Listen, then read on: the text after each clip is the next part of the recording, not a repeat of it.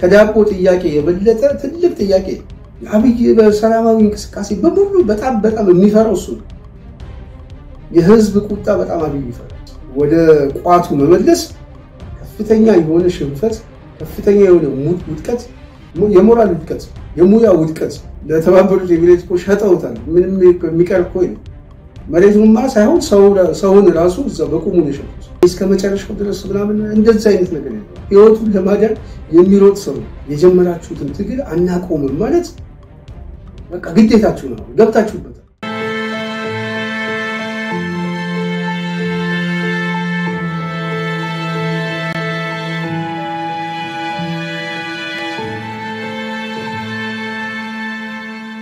ሰላም ጤና ይስጥልኝ አድማጭ ተመልካቾቻችን፣ የጽናት ሚዲያ ቤተሰቦች እንደምን ቆያችሁ? እንደምን አረፈዳችሁ? እንደምን ሰንብታችኋል? በሁሉም አካባቢ ያላችሁ የጽናት ተከታዮች በቅድሚያ ሰላምታችን እናቀርባለን። እንግዲህ ጽናት ሚዲያ በየጊዜው የተለያዩ አጀንዳዎችን ወደ እናንተ እናመጣለን። ዛሬም እንደተለመደው በአዲስ አጀንዳ ወደ እናንተ ሐሳብ አስተያየታችን ለማድረስ ዝግጅታችን ጨርሰናል። እንግዲህ ይሄንን ካልኩኝ በተወሰነ መልኩ ያው አንዳንድ መረጃዎችን ጠቆም አድርገን ወደ ዋና ፕሮግራማችን እንገባለን። በዋናነት እንግዲህ በተለይ በአማራ ትግል ውስጥ ባለፉት ጊዜ በጣም በስፋት የሚታወቁ ወጣቶች በጣም በተለይ የአማራ ወጣቶች ማህበር እንደዚሁም በአማራ ትግል ውስጥም በተለያዩ የአክቲቪዝም እንቅስቃሴ ላይ የድጋፍ የተለያዩ ድጋፎችን በማሰባሰብ የሚታወቀው ሁለት ወንድሞቻችን ቴድሮስ ጌታቸውና ታደለ ጥበቡ እንግዲህ ባለፉት አንድ ዓመታት ውስጥ በእገታ ውስጥ እንዳሉ ነው የተለያዩ መረጃዎች የሚወጣው። እነዚህ ልጆች የት ነው የታገቱት? በምን ሁኔታ ነው ያሉት? ቤተሰብስ ያገኛቸዋል? የሚለው እስካሁን ምንም አይነት መረጃ እንደሌለ ነው እንግዲህ ከተለያዩ ሁኔታዎች የሚሰሙ። እንግዲህ በህይወት ይኑሩ ወይንስ ተሰውተው ይሆን አይታወቅም። እንግዲህ ምንም አይነት ነገር ባልተረጋገጠበት ሁኔታ ብዙ ማለት ባንችልም ስለነዚህ ልጆች ግን በተለይ አብዛኛው በተለይ በአማራ ትግል ውስጥ ያሉ ወጣቶች የሚያውቋቸው ናቸው።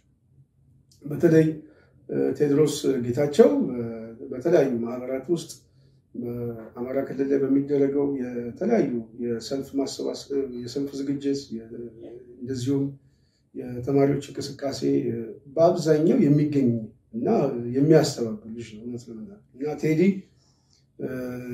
እኛም ባህር ዳር ለተለያዩ ጉዳይ በምንመጣበት ሰዓት የሚቀበለን ሰው ቢኖር አንዱ ቴዲ ነው። እንግዲህ ብዙ ልጆች አሉ፣ ያው አሁንም በትግል ውስጥ ያሉ ልጆች በጣም ብዙ አሉ፣ መሬት ላይ ያሉ ልጆች፣ ግን ቴዲ ከነዛ ውስጥ አንዱ ነበር። እና እውነት ለመናገር እኔም ያው ባለፉት አንድ ዓመታት ውስጥ በእስር ቤት ነው ያሳለፍነው ከአስቸኳይ አዋጁ ጋር በተያያዘ። እንግዲህ እነማን ታሰሩ እነማን ተፈቱ የሚለው እንኳን በቂ መረጃ የለም። እና ቅርብ ጊዜ ነው አሁን መታሰሩን የሰማሁት፣ መታገቱን አሁን ቅርብ ጊዜ ነው እንጂ ምንም አይነት መረጃ እንኳን አልነበረኝም እውነት ለመናገር። እና አሁን አንዳንድ መረጃዎች እየተገላበጡ ነው። በተለይ ታደለ ጥበቡ በጣም የሚታወቅ ልጅ ነው።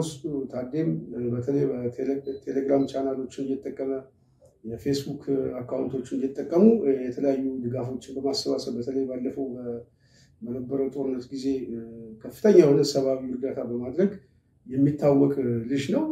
ደግሞ በቤተ ክህነቱም በምንም ያለፈ ልጅ ነው። ለመናገር በጣም ጨዋ ልጅ እና ዲሲፕሊን ያለው ልጅ እንደሆነ ነው ጓደኞቹም የሚነግሩን። እና እንግዲህ አሁን እሱም የት እንዳለ አይታወቅም እየተባለ ነው። እና በጣም ነው የሚያሳዝነው። አሁን ቤተሰቦቻቸው ራሳቸው በምን ሁኔታ እንዳሉ ሳስበው በጣም አዝናለሁ። አንዳንድ ጊዜ እኮ በታሰርም እኮ ቦታ ካልተገለጸ በህይወት መኖራችን እኮ ቤተሰብ ካላየን እኮ ሌላ በጣም የሚያሳዝን ሁለት ጉዳት ነው። ቤተሰብም ቆስሎ እነዚህም ልጆች እንደዚሁ በዚህ በህዝባችን ትግል ዋጋ ከፍለው እና ድምፃቸውን ደግሞ ሌላው ደግሞ ሳያሰማ ደግሞ በዝምታ በጣም ብዙ ጊዜ በዝምታ መቆየት እጅግ በጣም ከባድ ነው። ስለዚህ እኔ በተለይ አማራ ህዝብ በአገዛዙ መዋቅር ውስጥም ያሉ አማሮች በጣም የሚሰማቸው ከሆነ እነዚህ ልጆችን ከቤተሰቦቻቸው ጋር የት እንዳሉ ቢያንስ ድምፃቸውን እንኳን እንዲሰሙ ኮንታክት ማድረግ አለባቸው። መሬት ላይ ያሉ ለነፃነት የሚታገሉትም ወንድሞች እንደዚሁ እነዚህ ልጆች በምን ሁኔታ እንዳሉ የውስጥ መረጃችሁን ተጠቅማችሁ የውስጥ ኔትወርካችሁን ተጠቅማችሁ የተለያዩ ኮሙኒኬሽን በመፍጠር ቢያንስ የት እንደታገቱ እዛው አማራ ክልል ላይ ወይስ በፌደራል መንግስቱ ወደዚህ መጥተው ነው? እንግዲህ አዲስ አበባ ውስጥም እኮ ብዙ የአፈና ቦታዎች አሉ። በጣም ብዙ የጨለማ ቤቶች አሉ እና የት እንደሆነ በከፍተኛ ደረጃ ህዝቡ ያለውን መረጃ በመጠቀም ድምጻቸው ለቤተሰቦቻቸው ማሰማት ከአማራ የሚጠበቅ ነው። ይሄ እኮ በጣም ቀላል። እንዴት አማራ ለዚህ እንኳን እንዴት እናንሳለን? ሰው በግፍ ታስሮ የት እንደታሰረ የጸጥታ መዋቅር ውስጥም እኮ ተገብቶ እኮ መረጃ ይወጣል። አብይ አህመድ ጅማ ሄዶ ከና አባዱላ ጋር የተነጋገረበት መረጃ ወጣ ተብሎ ሚዲያው ይዘግባል አይደል? አብይና አባዱላ ቁጭ ብሎ የተነጋገረውን ሚዲያው መዘገብ ከቻለ የውስጥ መረጃ አግኝቷል። የውስጥ መረጃ ፈልጎ እንዴት ሚዲያው ለነዚህ ልጆች እንዴት ድምጻቸውን አሉ የሉም ለሚለው እንኳን እንዴት ማሰማት ያቅተናል? እና እኔ በጣም በአማራ ፖለቲካ ውስጥ በጣም በከፍተኛ ደረጃ አንዳንድ ጥሩ ያልሆኑ ምልክቶችም አሉ። እኛ አሁን ሁሉንም ነገር በሚዲያ መግለጹ አስፈላጊ አይደለም፣ ግን ጥሩ ያልሆኑ ነገሮችም እንታዘባቸዋለን። ትክክል አይደለም። ትንሽ ነገር በጣም ትንሽ ነገር እንኳን ይሄንን ከዛም ከዚህም ተረባርበን ቢያንስ ቤተሰቦቻቸው እፎይ እንዲሉ አሉ ድምጻቸውን ሰምቻለሁ ከሌሉም ደግሞ የሉም እኮ በቃ ተሰውቷል። ዛሬ ብዙ ወንድሞቻችን እየቀበርን እየመጣን ትግሉ መስዋዕትነት ያደረጋቸው ብዙ ሰዎች አሉ፣ በጥፋትም በማወቅም ባለማወቅ። ስለዚህ ያንን ነገር ሰው ሊገነዘብ ይገባል። ስለዚህ መረጃውን በማውጣት እነዚህ ልጆች የት እንዳሉ መረባረብ የግድ ያስፈልጋል። አገዛዙ አፍኗቸው ከሆነ ዘመቻ ያስፈልጋል። የተለያዩ ዘመቻዎች አሉ። ተሰውተው ደግሞ ከሆነ ተሰውተዋል የሚለው መረጃ ከተገኘ እሱ ራሱ ትግል ነው። የትግል አንድ እንደውም መሌላ ያለውን ትግል ሁሉ በእነዚህ ጓዶች ስም የተለያዩ የትግል መሳሪያ አድርጎ ይጠቀማል። ምክንያቱም ሰው ነን ሁላችንም እንወድቃለን። ከወደቅን በኋላ ግን ስማቸው እንዳይጠፋ ሐውልት ሆኖ ከፍተኛ የሆነ ትውልዱን የሚያነቃንቅ አንድ የትግል ስም የትግል ሐውልት ሆኖ ማታገያ ሊሆን ይችላል። ስለዚህ ከተሰውም ተሰውተዋል ካሉም አሉ ብለን መሌላ ያሉም ሰዎች መረጃ ካላቸው መግለጫ በመስጠት ህዝቡን ማረጋጋት፣ ተከታዩ ማረጋጋት፣ ቤተሰቦቻቸው ማረጋጋት ከነሱ የሚጠበቅ ነው ማለት ነው። አንዱ የነፃነት ትግል ይሄ እንደዚህ አይነት ኃላፊነትን መሸከም ማለት ነው። ነገ ጠዋት እኮ ሀገር ማስተዳደር ማለት ነገ ጠዋት እኮ ህዝብ ማስተዳደር ማለት ኃላፊነት የሚሰማው ሊደርሺፕ የሚፈጠረው ከዚህ ነው። ስለዚህ ኃላፊነት ሊሰማን ይገባል። እያንዳንዷ ጠብታ ኃላፊነት ሊሰማን። ስለዚህ እነዚህ ልጆች ጋር በቅርበት ያሉ ወንድሞች በጣም ብዙ ስላሉ በጣም እኔ እንኳን በስም እንኳን ቆጥሬ እንኳን ማልጨርሳቸው። ስለዚህ ተሯሯጧቸው በእነዚህ ጉዳዮች ላይ መረጃዎችን አሰባስባቸው አገዛዙ ካፈናቸውም አገዛዙ እነዚህ ልጆች ድምጻቸው ለቤተሰቦቻቸው እንዲያሰማ ከፍተኛ ዘመቻ መፍጠር ይገባል። ከፍተኛ የሚዲያ ዘመቻ በእነዚህ ልጆች ላይ ብቻ ድምጻቸው መሰማት አለበት። ምን እጃችን ላይ ያለው ሚዲያ ምን እንሰራበታለን? በዚህ ጉዳይ ላይ ድምጽ ቀርቦ በህግ ደግሞ ከሌሉ ደግሞ እንደዛው በተመሳሳይ መሬት ላይ ያሉ ሰዎች ትልቅ የትግል ሰማዕት አድርጎ ሊዘክራቸው ይገባል ብዬ አስባለሁ። ምክንያቱም ለአማራ ህዝብ ትግል ዋጋ ከፍለዋል። እኛ በምናውቀው ታሪክ ዋጋ ከፍለዋል፣ ብዙ ደክመዋል እና ድካማቸውን ደግሞ ማስታወስ ያስፈልጋል። ለድካማቸው ደግሞ እኛ እዳ አለብን እና ይሄንን ማለት ፈልጌ ነው። አንዱ ትልቁ መረጃ ይሄ ነው። ሌላ ሁለተኛ መረጃችን እንግዲህ በዓለም አቀፉ አሁን በጣም ተጠባቂ የሆነውና አስፈሪው ጦርነት ተጀምሯል። በተለይ በእስራኤልና ኢራን በኩል ያለው ጦርነት የእስራኤል አየሮች የኢራንን የኒውክሌር ማብለያ የተለያዩ ቦታዎች ላይ ከፍተኛ ጥቃት ካደረሰች በኋላ እና ወታደራዊ ከፍተኛ አመራሮችን ከገደለች በኋላ የኢራኑ መንፈሳዊ መሪ አያቶላ በእስራኤል ላይ ያልታሰቡ ጥቃቶችን እንፈጽማለን እንበቀላለን ብሎ በዛቱበት ሰዓት በተመሳሳይ እስራኤል ላይ በዚህ ሰዓት ቴል አቪቭ ላይ የተለያዩ የአየር ጥቃቶችን እንደፈጸመችና እንግዲህ ጦርነቱ እየተባባሰ እንደሆነ ነው። ወደ መደበኛ የሆነ ጦርነት እየተገባ ነው ማለት ነው። ስለዚህ ከፍልስጤም ቀጥሎ አሁን ኢራን ደግሞ በጣም ከፍተኛ የሆነ በተለይ የዚህ የገልፍ ሀገሩ የኃይል አስተላለፍን የሚያሰባስብ ከባድ ጦርነት ሊሆን ይችላል ብዬ አስባለሁ። ምናልባት መልኩን ይቀይራል። በእስራኤልም በኩል ያለው የዲፕሎማሲ አቅም ወታደራዊ አቅም ቀላል አይደለም። በዚህም በኩል ያለው አሰላለፍ እንግዲህ ምናልባት መልኩን እየለወጠ ይሄ ችግር ምናልባት እንግዲህ ችግሮች እየተንከባለሉ ሊመጡ ይችላል። ስለዚህ በጣም ያሰጋል። በጣም ከባድ ነው። የሚጠበቀው ዘመን የሚያስፈራው ዘመንም እየመጣ ይመስላልና ከባድ ነው። ግን ወዴት ሊሄድ ይችላል የሚለው ከአጀማመሩ ካየነው ሁለቱም ላይ አሁን እየተፈጸመ ያለው የኃይል መሳሳብ በጣም ከባድ ነው። እስራኤልም ያው ኢራን ብዙ ጊዜ ካላቸው ታሪካዊ ዳራ ተነስተን ስናየው ያው ሁሉ ጊዜ እስራኤልም በስጋት የምታያት ኢራንም በተመሳሳይ እንግዲህ አሁን ደግሞ የጀመረበት ጦርነት ከባድ ነው። እስራኤል ደግሞ ካላት ከፍተኛ የሆነ የደህንነት መዋቅር፣ ወታደራዊ መዋቅር እንደዚሁም የዲፕሎማሲ አቅም ተጠቅማ ከባድ የሆነ የጦርነት አሰላለፍ ሊፈጥር ይችላል። ይሄ ደግሞ ተስቦ ሊመጣ ይችላል፣ አይታወቅም። እየተሳበ ይመጣል። አሁን እኮ የነዳጅ ዋጋም በእጥፍ እየጨመረ ነው አሉ። እንግዲህ ከባድ ነው።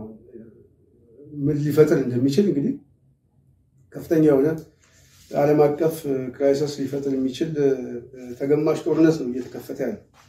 ሌላው ወደ ሀገራችን ስንመጣ የአብይ አገዛዝ የመምህራኖችን ሰብስቦ እያወያያቸው እንደሆነ ሰምተናል። እንግዲህ ከመምህራን ጋር በተያያዘ በተለይ ከቅርብ ጊዜ ጀምሮ የሐኪሞች ሰላማዊ እምቢተኝነት ወደ መምህራኑ እየተሸጋገረ እንደመጣ ይታወቃል። እንግዲህ ያ ጥያቄ ጉልበት እያገኘ ሲመጣ አሁን መምህራኖቹ የሚያነሱት ጥያቄ በተመሳሳይ ከሐኪሞች ጋር ጉልበት ሆኖ እንዳይመጣ እንግዲህ አብይ አህመድ የማደዘዝ ስራ ለመስራት የሚፈልጋቸው የኦህዴድ ሰዎችን በመጥራት እያወያየ እንደሆነ እየሰማን ነው። እንግዲህ በውጤት ደረጃ ግን አብይ የሚያስጨንቀው ያው ህዝቡ እየተነሳብኝ ስለሆነ የመምህራኑን ሰራተኛውንም ምናምን ባለፈው ጊዜ የሲቪል ሰርቫንቱን አዳነች አብይ እያወያየች ነበር።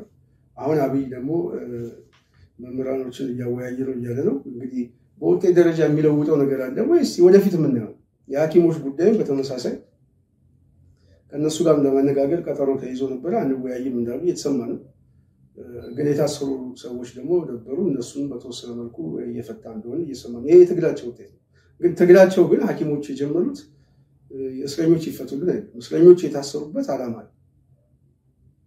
ዓላማቸው ተመልሷል ወይ ነው ጥያቄ።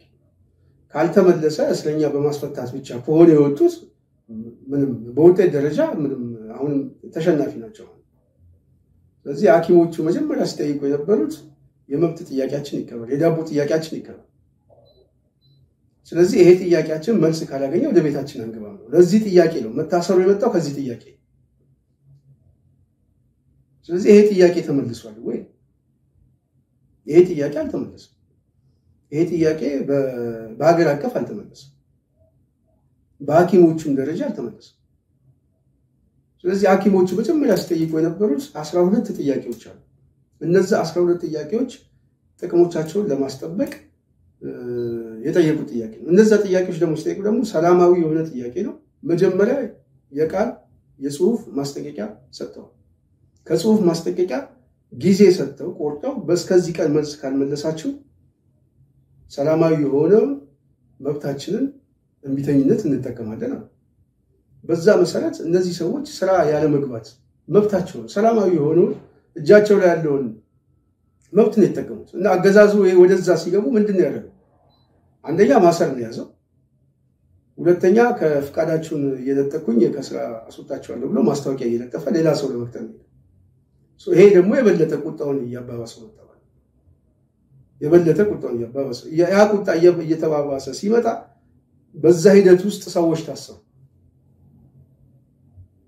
በሂደቱ ላይ ሰዎች ታሰሩ ስለዚህ ባለፈው ጊዜ ጤና ጥበቃ ሚኒስቴር እነዚህን ሰዎች ሰብስበው የጠየቋቸው ጥያቄዎች እስካሁን መልስ አልተመለሰም መልሱልን የታሰሩት ሰዎችም አልተፈቱም ይፈቱልን ብለው ጠየቁ መልስ አልሰጣቸውም እንደውም አሁንም ወደ ስራ ማትገቡ ከሆነ ተሰራላችሁ ነው ተባሉት እና አሁን ቅርብ ጊዜ እንደውም መግለጫ ሰጥቶ ነበር አሁንም ህዝባዊ የሆነውን እንቢተኝነታችንን እንቀጥላለን ብሎ መግለጫ ሰጥቷል ስለዚህ ያንን መግለጫ በሰጡበት ጊዜ ውስጥ አሁን አብይ ምንድነው የሚያደርገው የታሰሩ ሰዎችን ፈታ አሁን የታሰሩ ሰዎች የተፈታው ወደ እንቅስቃሴውን ተጠናክሮ እንዳይገቡ ስለሰጋ የታሰሩትን ሰዎች ማስፈታታቸው አንድ ውጤት ነው አንድ ድል የጥያቄያቸው ግን መልስ አይደለም የጥያቄያቸው ኮዝ አይደለም የጥያቄያቸው ኮዝ እስረኞችን ፍቱልን ብቻ አይደለም ኮዙ እሱ አይደለም ኮዙ እነዚህ መሰረታዊ መብቶቻችን ይጠበቅልን የዳቦ መብቶቻችን ይጠበቅልን የዳቦ ጥያቄዎቻቸው ካልተመለሰ የሚታሰሩትን ሰዎች በመፍታት ጥያቄ ይመለስ መጀመሪያም የጠየቁት ጥያቄ ይሄ ነው ጥያቄ በመጠየቃቸው ነው ወደ እስር ቤት ያስገባቸው እንጂ ጥያቄው እስረኞችን ማስፈታት አይደለም አሁን አብይ አህመድ የያዘው ይሄ እስረኞችን በመፍታት አሁንም ጥያቄያቸውን ማደንዘዝና ማስቆም ነው የሚፈልጉ ለዛ ደግሞ ተጨማሪ ጉልበት እንዳይኖራቸው ነው ከመምህራኖች ጋር የሚወያየው ህዝባዊ እንቢተኝነቱ አሁንም ተቋማዊ የሆኑ የተለያዩ ተቋማት እየደራጁብኝ ይመጣሉ የሚል ስጋት አሁን መምህራኖቹ ደግሞ ይሄን ጥያቄ ያነሱ ስለሆነ ማለት ነው ደግሞ ማንሳታቸው አይቀርም አሁን እኮ ዳቦ በሙዝ እንኳን ከዚህ በፊት የበሉ ምናልባት የሚያስተምሩ መምህራን ቢቢሲ ከዚህ በፊት የጻፉት ታሪክ በጣም የሚያሳዝን ታሪክ በቂ ያውም የከፍተኛ ተቋማት መምህር በዚህ ሁኔታ በዚህ ኑሮ ውስጥ እነዚህ ሰዎች በዘላቂነት መቀጠል አይችሉም ስለዚህ አብይን መጠየቃቸው አገዛዙን መጠየቃቸው አይቀርም ይሄ ደግሞ በፖሊስ መዋቅር ውስጥ ይገባል የተለያዩ የጸጥታ መዋቅር ውስጥ ይገባል በመንግስት ሲቪል ሰርቫንት ውስጥ መግባቱ የማይቀር ጉዳይ ነው ምክንያቱም የዳቦ ጉዳይ ስለሆነ እና አብይ አሁን ያስደነገጠ መምህራኖቹን በሚሰበስባቸው ራሱ የሰላማዊ እንቢተኝነቱ መልክ እየያዘ እየመጣ ነው የቁጣውን አድማስ እያሰፋው የቁጣው አድማስ ደግሞ እየሰፋ ሲመጣ ደግሞ የበለጠ ህዝባዊ ቅብልነት ያገኛል ምክንያቱም የዳቦ ጉዳይ ትልቁ ጥያቄ ነው በነገራችን የፖለቲካ ጥያቄ ነው ከዳቦ ጥያቄ የበለጠ ትልቅ ጥያቄ ከመንግስት ስልጣን በላይ የመንግስትን ስልጣን ከመጠየቅ በላይ የዳቦ ጥያቄ ከባድ ምክንያቱም የህልውና ጉዳይ ስለሆነ የመኖር ያለመኖር ጉዳይ እንሙት ወይንስ በህይወት የመቆየት መብቶቻችንን እናስጠብቅ የምርጫ ጉዳይ ነው በቃ ምንም ሌላ እንትን ስም የለው ስለዚህ አብይ ይሄንን ሁኔታ በደንብ አውቆታል በጣም አደገኛ አጣብቂኝ ውስጥ እንደገባ ህዝባዊ እንቢተኝነቱ ደግሞ በራሱ ደግሞ ከተማ አቀፍ ቢሆን ምናልባት እንቆጣጠረዋለን በጉልበት ሊል ይችላል አገር አቀፍ ደግሞ መሆን ደግሞ ሌላ ጉዳይ በመላው አገሪቱ ነው የሐኪሞች የነጭ ጋውን አብዮት የጀመሩት ነው ይሄ ነጭ ጋውን አብዮት ደግሞ የነጭ ነጠላ አብዮትም እያስከተለ ነጭ ነጠላ የሚለብሱ ምላሶቻቸው ሊወጡ ነው ወደ አደባባይ ሊወጡ ነው ገበሬውን ሊያስወጣው ተማሪውን ሊያስወጣው የመንግስት ሰራተኛው ሊያስወጣው በጸጥታ መዋቅር ውስጥ ያለው ሊያስወጣው የመከላከያ ሰራዊት ውስጥ ያለው ሊያስወጣው ወደ አደባባይ ሊያስወጣው ስለዚህ አብይ የጨነቀው አብይ አጠገቡ ጋር ወንበሮቹ ሁሉ እየተሰባበሩ በቂቱ ሊቀመጥ ነው ሌላ በቃ መሄጃ የለው ሁሉ ጊዜ ደግሞ የሚፈራው ጉዳይ አለ አንድ የሚፈራው ጉዳይ ደግሞ አለ ከዚህ ጥያቄ ጀርባ ደግሞ ጠበንጃ ያነሱበት ደግሞ ኃይሎች አሉ ስለዚህ ህዝቡ ጉልበት እያገኘ በአገር አቀፍ እየተሰባሰበ ወደ ህዝባዊ እንቢተኝነት እየገባ ምናምን ሲመጣ ጠበንጃ ያዘው ኃይል ደግሞ የበለጠ ጉልበት ይዟል ህዝባዊ ድጋፍ ህዝባዊ ቅቡልነቱ እየጨመረ ይመጣል ስለዚህ ያገዛዙ ማብቂያ የመጀመሪያው ምልክቶች ይሆናሉ ማለት ነው። ስለዚህ ህዝባዊ እምቢተኝ ሰላማዊ እምቢተኝነቱ የበለጠ የሚያስፈራው ብቻውን የቆመ አይደለም። ሌላም ኃይል ደግሞ በተመሳሳይ የህልውና ጥያቄ የሚጠይቅ ለዛ የነጻነት ትግል ህይወት የሚከፍል ኃይል ስላለ አብይ በሰላማዊ እንቅስቃሴ በሙሉ በጣም የሚፈራው እሱ ነው። የህዝብ ቁጣ በጣም አብይ ይፈራል። ህዝቡ እንደው በተወሰነ መልኩ ወደ አደባባይ አንድነቱን ይዞ ምናምን በተለይ እነዚህ በደሎቹን ይዞ ጨክኖ የመጣቀን በእውነት ነው እኔ የምናገረው አብይ አንድ ቀን ቤተ መንግስት ውስጥ አይተኛም። አንድ ቀን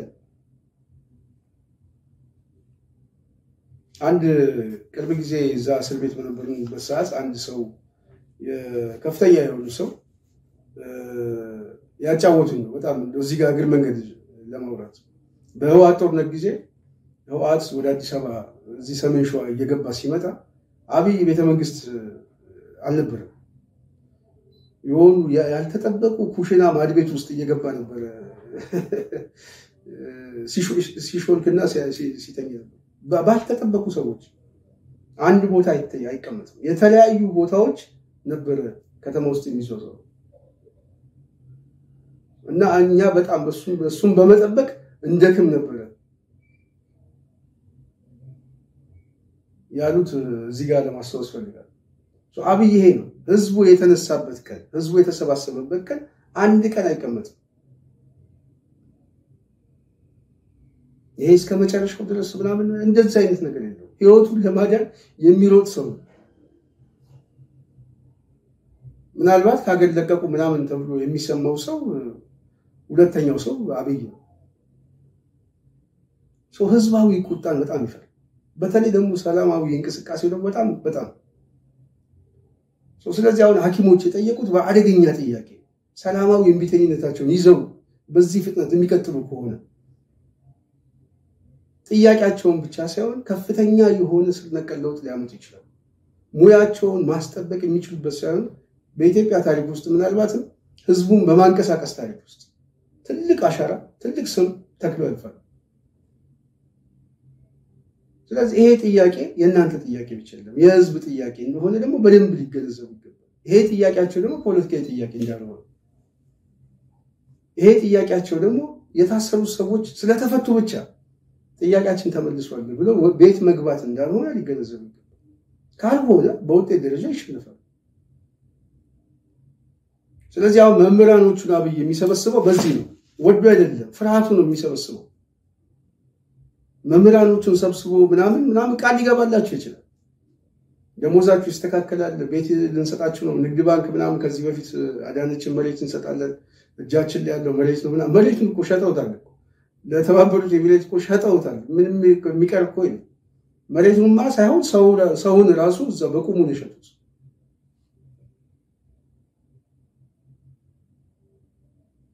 የአዲስ አበባ መሬቱማ ተሽጧል እኮ እና አሁን ቤት እንሰጣለን ምናምን እሱ የተስፋ ቅዠት ነው። ሊያታልሏችሁ ነው። ሁለተኛ የተራዘመ ጊዜ ነው። ስለዚህ በተራዘመ ጊዜ ውስጥ ደግሞ እናንተ እየተዋጣችሁ ትመጣላችሁ። ስለዚህ ዳቦ የመጠየቅ ጥያቄያችሁ የዛሬ ጥያቄ ነው፣ የነገ ጥያቄ ነው። ነገ ቤት ይሰጠናል ብላችሁ ዛሬ ዳቦ የመብላት ጥያቄያችሁ ልታልፉት አይገባም። አንደኛ ካልበላችሁ መኖራችሁ ካልኖራችሁበት ደግሞ ቤቱ ምንም ያደርጋል ምንም ትርጉም የለም። መቃብርም እኮ ቤት ነው። የሞተው ባያዩ ግን ቤት ነው። ቤት በራሱ ስንኖርበት ነው እንጂ ማንኖርበት ቤት ጉዝ ነው፣ ትርጉም የለውም። ስለዚህ ከቤት በላይ ጥያቄ ከሁሉም በላይ ያለው ጥያቄ የዳቦ ጥያቄያችሁ የመኖር ያለ መኖር ጉዳይ ነው። የእናንተም የቤተሰቦቻችሁ ጉዳይ እጣ ፈንታችሁ የሚወሰነው እዚህ ነው። ስለዚህ የጠየቃችሁት ጥያቄ መሰረታዊ ጥያቄ ነው። ይሄ መሰረታዊ የሆነ ጥያቄ ደግሞ የህዝብ ድጋፍ ያለው የህዝብ ቅብልነት ያለው ነገ ጠዋት ህዝቡን የሚያሰባስበውና ህዝቡ ራሱ ለመብቱ የሚቆምበት ጀማሪዎች ናቸው። ስለዚህ ሐኪሞች እንቅስቃሴ ተጠናክሮ መቀጠል አለበት። የተፈቱት ሰዎች ተፈተውልናል ብሎ በፍርሃት ውስጥም ተሸማቀው ቤታቸው መግባት በፍጹም የለባቸው። የመምህራኖቹን ጥያቄ በተስፋ ዳቦ ሊቀመጡ አይገባም፣ አብሮ ሊቆሙ የሚገባው። ስለዚህ ያንን ማሰብ አለባቸው ብዬ አስባለሁ። እኔ በዋናነት ዛሬ ማንሳት የፈለኩት ይሄ የታሰሩ ሰዎች እየተፈቱ ነው። ኦኬ እሺ ተፈቱ፣ ምን ይሁን? ቤታቸው ይግቡ፣ ወደ ስራ ይግቡ። ለምንስ መጠየቅ አስፈልጋቸው? ለምንስ መታሰር አስፈልጋቸው?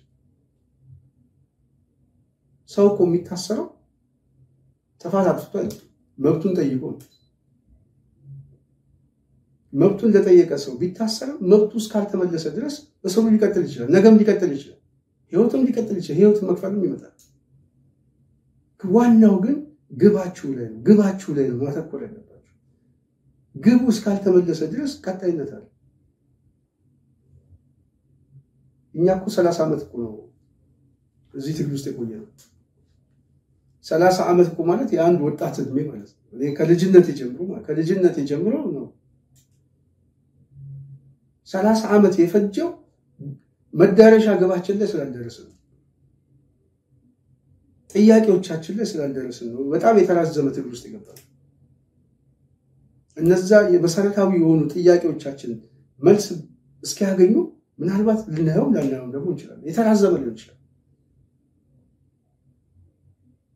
ስለዚህ የተነሳንለት ጥያቄ ተመልሷል። ያ ካልተመለሰ ወደ ቤት አንገባም ማለት የእናንተ ፋታ። ትግል ጀምራችኋል። ትግል ዘርፈ ብዙ የቤተሰብ መምራት ትግል ነው። በሙያችሁ ተሰማርታችሁ ሰዎችን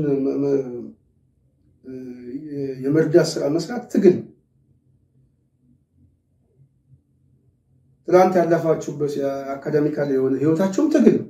አንድ የትግል ምዕራፍ ነው፣ አንድ የህይወት ምዕራፍ ነው። አሁን ደግሞ የምትጠይቁት የዳቦ ጥያቄ ደግሞ ሌላ ትግል። እሱ መዳረሻ ግብ አለ። መዳረሻ ግባችሁ ግን ሊሚቱን እናንተ አስቀምጣችሁታል። 1 2 3 4 ብላችሁ ታስቀምጣችሁ። እሱ መዳረሻ ግባችሁ። አሁን ይሄ መዳረሻ ግባችሁ ደግሞ መሪዎች አሉት። ይሄ ጥያቄ እስኪመለስልን ድረስ ወደ ቤት አንገባም የሚል መሪዎች አስቀምጣችሁ፣ እንታገላለን ብላችሁ አስቀምጣችሁ፣ ህይወትን ከፍላለን፣ እንታሰራለን ምናምን እነሱ መሪዎቻችሁ ናቸው። ትግሉ የሚያስከፍላችሁ ዋጋ ነው። አሁን እነዛ መሪዎችን መጠበቅ አለባችሁ። እነዛ 12 ጥያቄ የጠየቃችሁት ጥያቄ ለመታገል የጋውን አብዮት ፈጥራችኋል። እነዛ ጥያቄዎች አልተመለሱ። እነዛ ጥያቄዎች ባልተመለሱበት ከነዛ ጥያቄዎች ጋር በተያያዘ የታሰሩ ሰዎች አሉ፣ የተጎዱ ሰዎች አሉ፣ የተደበደቡም ሰዎች ይኖራሉ፣ ከስራቸው የተፈናቀሉ ይኖራሉ። እነዚህን ሁሉ ችግሮች ያመጣው የጥያቄያችሁ የመብታችሁ መሪዎቹ ናቸው። እነዛ የቆማችሁለት አሳሰቦች ናቸው። እነሱ ናቸው ዋጋ ያስከፍሉት። ስለዚህ እነዛ ዋጋ ያስከፈላችሁ ነገር የታሰሩ ሰዎች ስለተፈቱ ያስቀመጣችሁት ጥያቄዎቻችሁ መልስ ተመለሰ ማለት ነው። በቃ የታሰሩ ሰዎች ተፈተዋል። አሁን ወደ ቤታችን መግባት አለብን።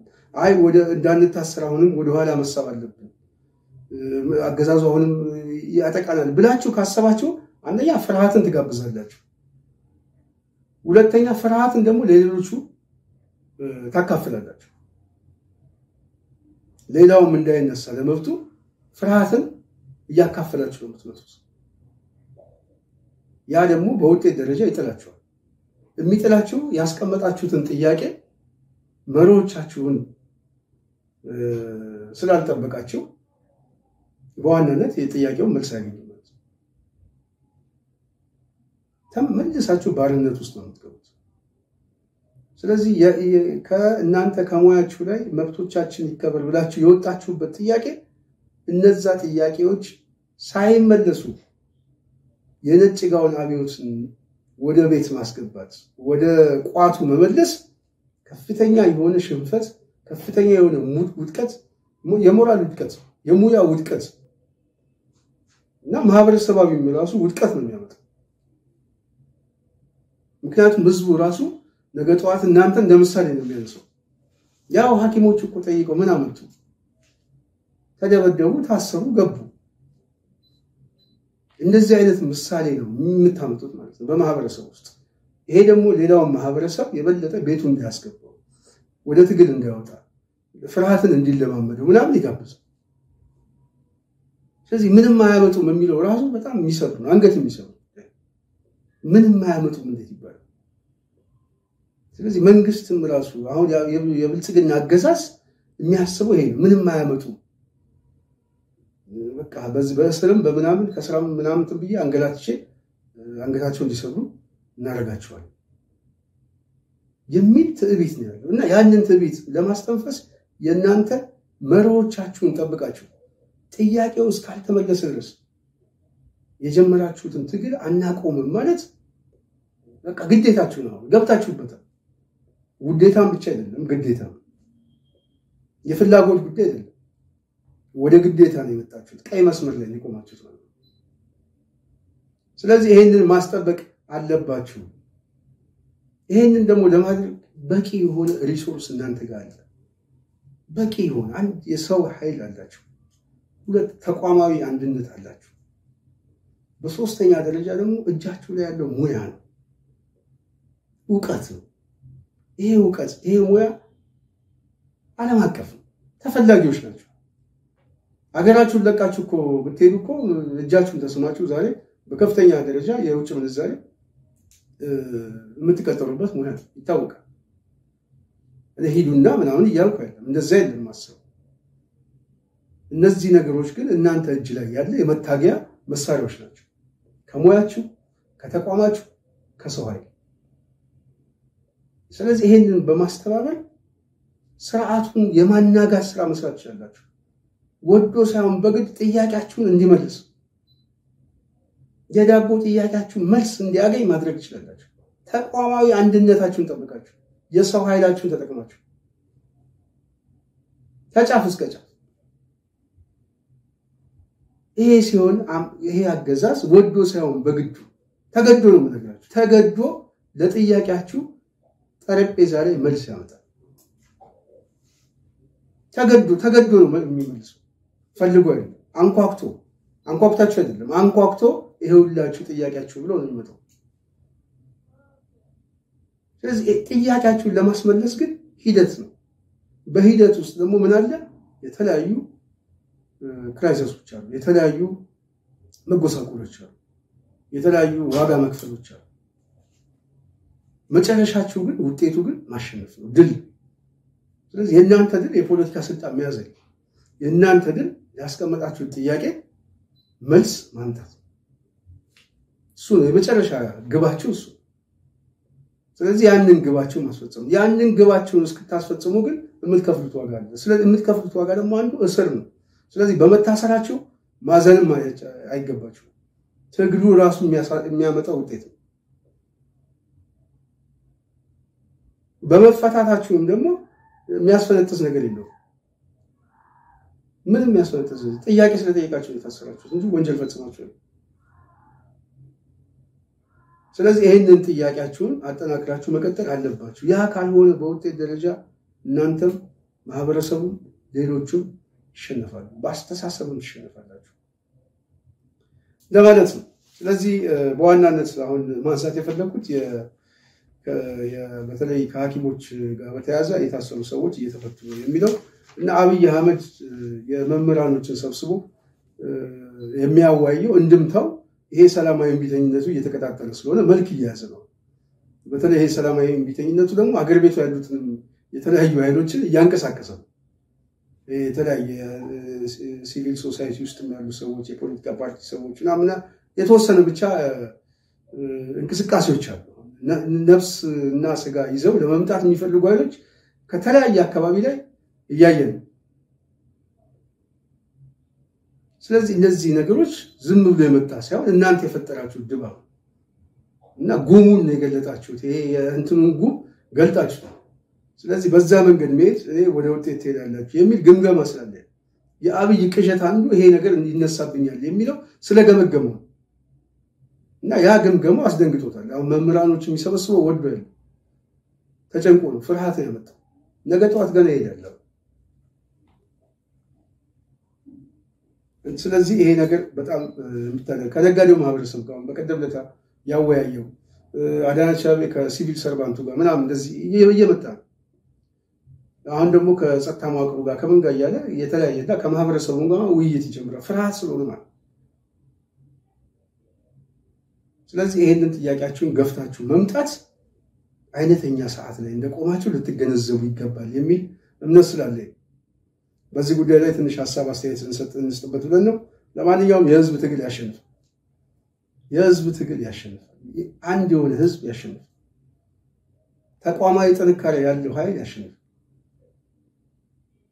ስለዚህ የሐኪሞች እንቅስቃሴ እነዚህን ነገሮች እያሳየ አንድነታችሁን ተቋማዊ ያሳሰባችሁ ስለዚህ ያንን ጠንክሩ ነው የመምህራኖችም በተመሳሳይ የአብይ ዲስኮርስና የውሸት የተስፋ ዳቦ ቤታቸው እንደሚያስተናቸው እርግጠኛ ነኝ ይሄ ጉዳይ ወደ አደባባይ እየመጣ ነገ ጠዋት ለውጥ ሊያመጣ ይችላል የሚል እምነት አለን እንግዲህ ይሄንን ካልኩኝ የጽናት ሚዲያ ተከታዮች የዛሬ ፕሮግራማችን ይሄን መስል ነበር በሚቀጥለው በሌላ ፕሮግራም እስክንገናኝ የዛሬን በዚያ በቃው